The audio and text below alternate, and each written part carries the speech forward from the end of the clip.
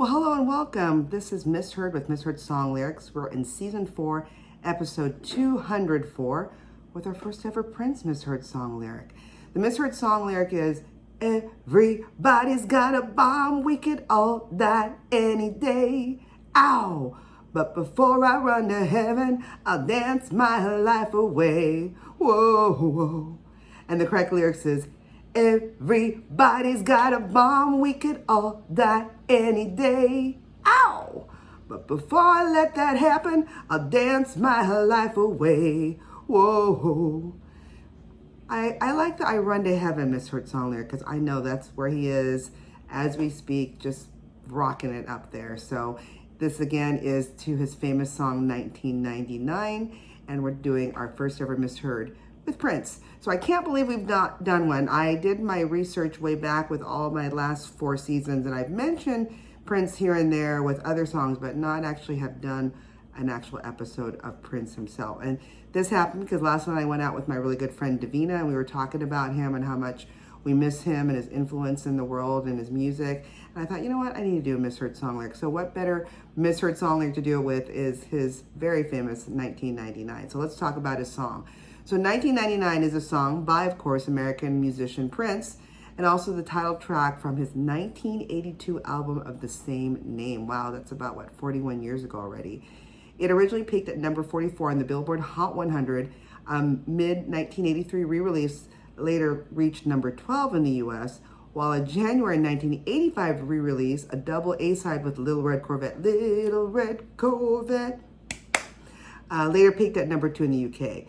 Rolling Stone actually ranked 1999 number 339 on their list of the 500 greatest songs of all time. Following Prince's death, the song recharted on the Billboard Hot 100 at number 41, later moving up to number 27, making it the 4th separate time the song has entered the Hot 100 and the 3rd different decade in which the song recharted, as after its 2 1980s entry, which I shared earlier. It made the chart again on January 16, 1999 at number 40.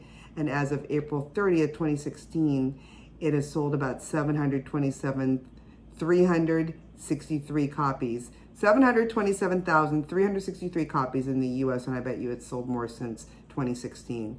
So who was Prince? Well, he was born Prince Rogers Nelson. That really is his name. He was born on June 7th, 1958, and then sadly left us back on April 21st, 2016. He was an American singer, songwriter, musician, and record producer, talented all along. He is known for, as they say, flamboyant, androgynous persona, his wide vocal range, which included a far-reaching falsetto and high-pitched screams, and as his skill as a multi-instrumentalist. He can play any instrument, and he does. He often plays all the instruments on all his recordings. His music incorporated a wide variety of styles from funk, R&B, rock, new wave, soul, synth pop, pop, jazz, blues, and hip hop. And Prince produced his album himself, pioneering the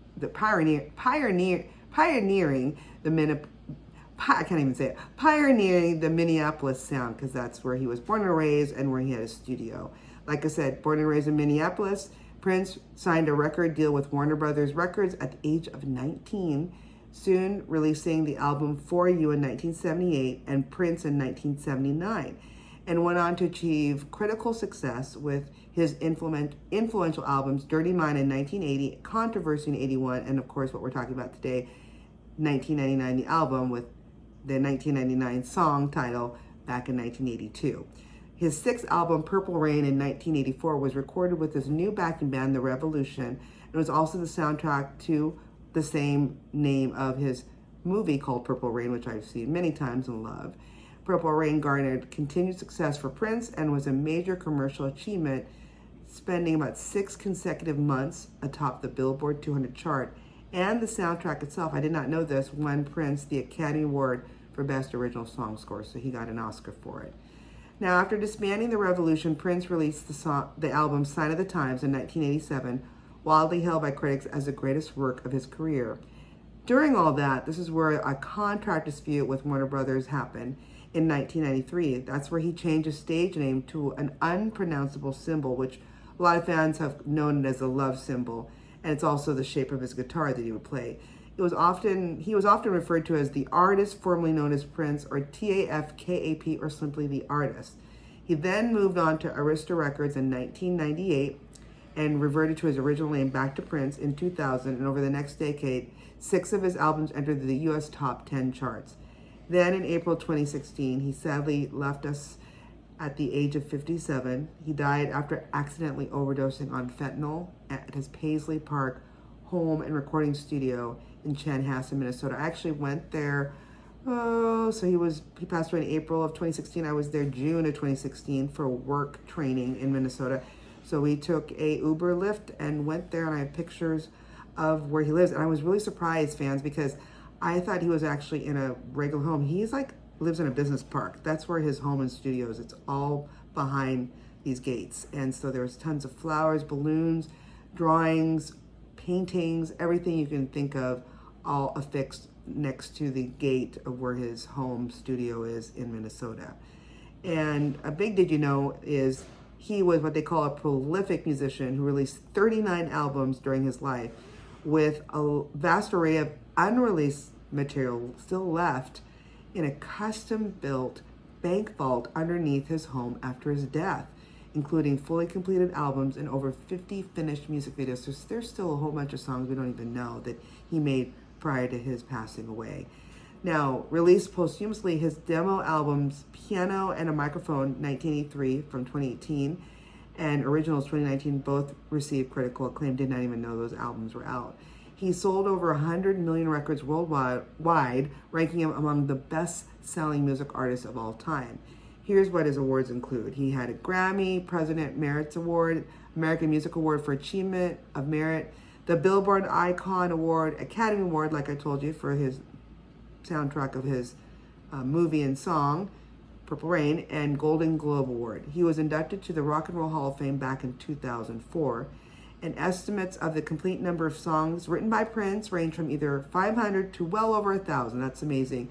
Some of which were made popular after being covered by other musicians, most notably Nothing Compares to You by Sinead O'Connor and Manic Monday by the Bangles.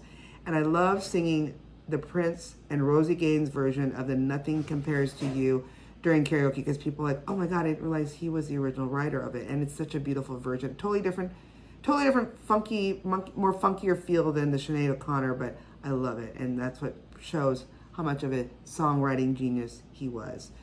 So why did Prince make the song 1999? Now, according to an article I found from dig.com dated 9/26 of 2022 by Jason Draper, it was titled 1999 Behind the Prince Song That Started a New Era in Pop Music. So apparently it says here in the article, quote unquote, according to Prince's then drummer, Bobby Z. Rivkin, the inspiration for the song came from an HBO documentary Prince and his band watched together one night on tour. Titled The Man Who Saw Tomorrow, it was about Nostradamus and the prediction of the end of the world, 1999, and we're all blown away by this thing.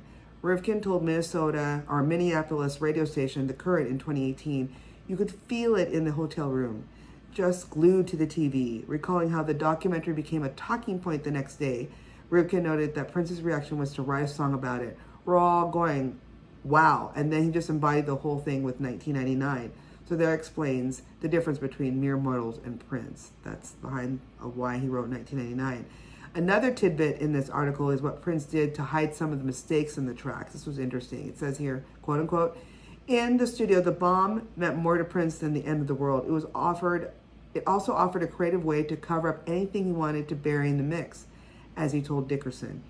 Every once in a while you get a take, and the energy and the feel of the take was so good that even though there might have been a mistake technically, he wanted to use that take, the guitarist revealed. So he said, you know what? When there's something in the track that you don't want in there, just put an explosion over it and put it over the mistakes, and that's how they would hide it. So if you hear those explosion sounds, there was mistakes in that, and he just wanted to keep that recording. So I thought that was interesting. Have you seen the music video? It's in the multi-millions viewing. The video was directed by Bruce Gowers and was shot during the last week of rehearsals for the 1999 tour. It pretty much just shows Prince and his whole band doing a live performance, and he's in his beautiful purple jacket, long jacket. Just in time when his bandmates Lisa Coleman, Jill Jones, and Des Dickerson sing their parts of their verses. I didn't realize this, but he actually appears on the stage from above, gliding down a fireman's pole. It's really quick. You see his little boots and him going down a pole. It's quick. And then he's, of course, wearing his glittery purple long coat. And what they said here is apparently something went wrong with shooting Dez's lead vocal line, and the footage was actually reshot by a local camera crew the afternoon prior to the first show of the 1999 tour in Chattanooga on November 11th, 1982. None the wiser, you would have never known. So good editing. And this was another did you know. VH1 notably played this video continuously from midnight Eastern Time on December 31st, 1998 to the next midnight on January 1, 1999. I know I heard it a lot when we were going into year 2000. So it's one that, and we still hear it today. So it's a genius. Interesting thing, another did you know, is some were like, this sounds like another song that came after it. So some music critics have suggested that Phil Collins' 1985 song Studio sounds very similar to 1999. They say Collins confirmed this claim and remembers listening to the 1999 Prince version frequently while he was on tour with Genesis. It probably stuck in his head. I found a article on Far Out magazine dated 1/26/2022. The article was titled How Phil Collins Ripped Off Prince for Studio. It was written by Tyler Golson. And Golson writes, the comparisons are most obvious in the central synthesizer riffs of both songs. Prince, like many artists at the time, favored the Oberheim synthesizers that were cutting edge in the late 70s and early 80s. It's likely that Prince probably used the Oberheim OBX or the OBXA upgraded model for the central keyboard blast on 1999. Collins' collaborator David Frank wound up using the further upgraded OB8 model for Studio, so this probably has that same sound, Studio. The similarities in tone are obvious, but Collins doesn't completely rip off the purple one, he says. Technically, the two songs are in different keys, although the difference between 1999's F major and Studio's C major is just a single note. The melodies are different enough to be unique, but the line between influence and stealing is thin. As journalist Tom Brahan rightly observed, if something like that happened today, Collins would have at least had to give Prince a songwriting credit. Interesting that Prince didn't even say, hey, sounds like my song. He just kind of let it go. So there you go. So I learned a lot of these connections, also why he wrote 1999 and how much he's done even after his death, all these hidden songs and videos. So hopefully they will surface soon. If you have any great suggestions like this misheard song lyric with Prince's 1999 where I thought he was saying, I run to heaven. It's actually, I'll let that happen. Let me know. You can send us something in our social media sites on Facebook, Twitter, Instagram, or just send us an email. Old-fashioned email, I love it. At misheard, that's MISSHEARD songs@gmail.com. Till then, keep singing those songs wrong. Bye.